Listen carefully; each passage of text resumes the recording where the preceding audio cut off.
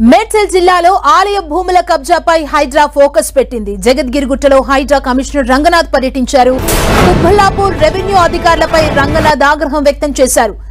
ఎన్ని ఫిర్యాదులిచ్చినా పట్టించుకోవట్లేదని స్థానికులు ఫిర్యాదు చేశారు. స్థానిక నేతలపై కేసులు బుక్ చేయాలని పోలీసులను ఆదేశించారు రంగనాథ్. భూములు కబ్జాకు గురవుతుంటే ఏం చేస్తున్నారని ప్రశ్నించారు. కుల సంఘాల పేరుతో కొంతమంది భూములు కబ్జా చేస్తున్నట్లు వచ్చిన ఆరోపణలపై దర్యాప్తు చేయాలన్నారు.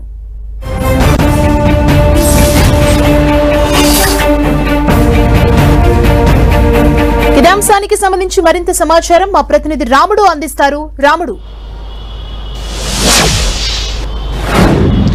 హైదరాబాద్ చుట్టుపక్కల ఉండేటువంటి భూముల రక్షణ కోసం ఏర్పాటైనటువంటి హైడ్రా ప్రభుత్వ భూములతో పాటు దేవాదాయ శాఖ భూములపైన ఫోకస్ చేయడం జరిగింది. ఈ రోజు కుబ్బల్లాపూర్ నియోజకవర్గం పరిధిలో ఉండేటువంటి జగదీర్గుట్ట పైన ఉండేటువంటి దేవాదాయ భూములకు సంబంధించి గోవిందరాజుల స్వామి ఆలయానికి సంబంధించినటువంటి భూముల విషయంలో అక్కడ జరుగుతున్న అక్రమాలపైన స్థానికంగా ఉండేటువంటి పూజారి అధికారులకు వినవించడం కారణంగా అక్కడికి వెళ్లి క్షేత్రస్థాయిలో పర్యటించారు హైడ్రా కమిషనర్ రంగనాథ్. అక్కడ మొత్తం కూడా 14.5 ఎకరాలకు పైగా ఈ దేవాదాయ శాఖ భూములు ఉన్నాయి. దానికి సంబంధించి అవన్నీ కూడా కబ్జాకు గురవుతున్నాయి. కొన్ని భూములను స్థానికంగా ఉండేటువంటి వాళ్ళు కుల సంఘాల పేరుతో కబ్జాలు చేస్తున్నారనేటువంటి అంశాలను గుర్తించినటువంటి రంగనాథ్ వాటన్నింటినీ కూడా పరిశీలించి వచ్చే వారంలో ప్రత్యేకంగా అక్కడ కబ్జా చేసిన వాళ్ళని, అదేవిధంగా స్థానికంగా ఉండేటువంటి ఆలయ కమిటీ వాళ్ళందరినీ పిలిపించి దాన్ని పూర్తి స్థాయిలో వివరాలు తెలుసుకోవడంతో పాటు ఆ భూములకు సంబంధించినటువంటి పూర్తి వివరాలు ప్రభుత్వ శాఖల నుంచి, రెవెన్యూ శాఖ నుంచి పూర్తి వివరాలు తెలుసుకొని దానిపైన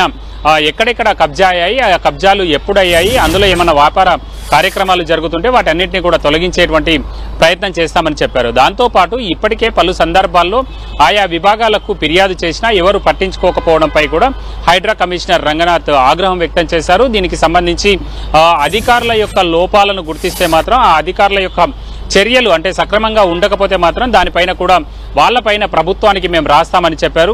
త్వరలో ఒక 10-15 రోజుల వ్యవధిలో హైడ్రా పోలీస్ స్టేషన్ మొత్తం కూడా మనుగడలోకి వస్తుంది. దాంతో ఈ విధమైనటువంటి చర్యలకు పాల్పడేటువంటి వాళ్ళపైన అటు అధికారులు కానీ, అదేవిధంగా ప్రభుత్వ భూములలోకి దేవాదాయ శాఖకు సంబంధించినటువంటి భూములు కానీ, చెరువులు నాలాలకు సంబంధించినటువంటి భూములు ఎవరైనా కబ్జా చేస్తే వాళ్ళపైన కేసులు నమోదు చేసి వాళ్ళందరినీ కూడా కోర్టు పరిధిలోకి తీసుకెళ్తాం. దాంతో వాళ్ళందరూ వాటిని తప్పనిసరిగా వేకెట్ చేయాల్సి ఉంటుంది. అంతేకాకుండా శిక్షలు పడేటువంటి అవకాశం కూడా ఉంటుంది. కాబట్టి అలాంటి చర్యలను కూడా త్వరలో మేము ప్రారంభించబోతున్నామని కూడా రంగనాథ్ చెప్పడం జరిగింది. అంతేకాకుండా ప్రతి సోమవారం నిర్వహిస్తున్నటువంటి ప్రజావాణి కార్యక్రమంలో ఫిర్యాదులు వస్తున్నాయి. ఆ ఫిర్యాదులను ఒక్కటొక్కటిగా పరిశీలించుకుంటూ మేము ముందుకెళ్తున్నాం. ప్రధానంగా పబ్లిక్ ఎక్కువ మంది అంటే టీమ్ ఆఫ్ పీపుల్గా వచ్చి చేసినటువంటి ఫిర్యాదులపైన వేగంగా పరిశీలిస్తూ ఆ తర్వాత సింగిల్ ఫిర్యాదులపైన మేము పరిశీలిస్తున్నామని చెప్తున్నారు. అంటే ఒక కమ్యూనిటీ అంతా ఇబ్బంది పడేటువంటి పార్క్ స్థలాలు కానీ, చెరువు స్థలాలు కానీ కబ్జాలకు గురైనప్పుడు వాటిపైన తాము ఎక్కువగా ఫోకస్ చేస్తున్నామని చెప్తున్నారు. ఈ రోజుకు సంబంధించి దేవాదాయ శాఖకు సంబంధించినటువంటి దేవాలయానికి సంబంధించినటువంటి 14 ఎకరాల భూమిపైన ఫోకస్ చేయడంతో పాటు పక్కనే ఉండేటువంటి పర్కి చెరువు కబ్జాలను కూడా పరిశీలించడం జరిగింది. థాంక్యూ రాముడు.